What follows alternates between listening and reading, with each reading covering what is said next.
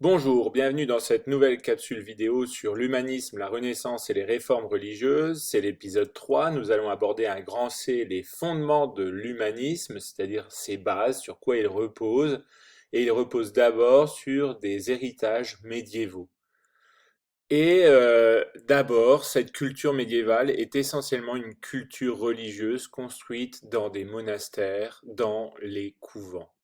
Mais il y a un second aspect où est construite cette culture religieuse, ce sont dans les universités. Et on peut en retenir au moins trois. L'université de Bologne en Italie, fondée en 1088, mais aussi l'université ou le collège de la Sorbonne à Paris, et enfin l'université célèbre dans l'actuel Royaume-Uni qui est Oxford. Il faut noter et se souvenir que ces universités sont le plus souvent dirigées par l'Église. Cette culture médiévale, c'est une culture fondée d'abord sur l'étude des textes sacrés.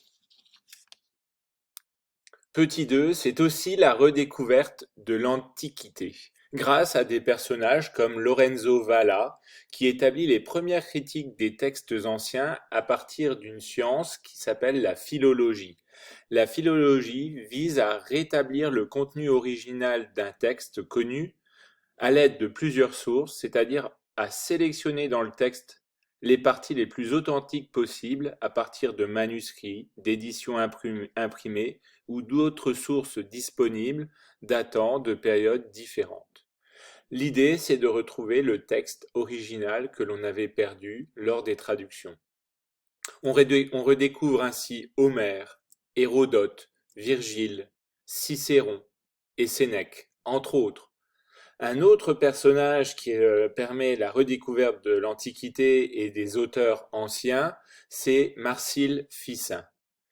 C'est un éminent philologue qui étudie la philologie, qui pratique la philologie, et il permet de redécouvrir Platon en le traduisant avec les outils de la philologie. C'est une découverte pour la philosophie de l'époque et la pensée de l'époque essentielle. Son travail est favorisé par les Médicis, les dirigeants de Florence à l'époque. On peut alors tenter de résumer ce que l'on vient de dire en répondant à cette question, quelles sont les bases, quels sont les fondements de l'humanisme?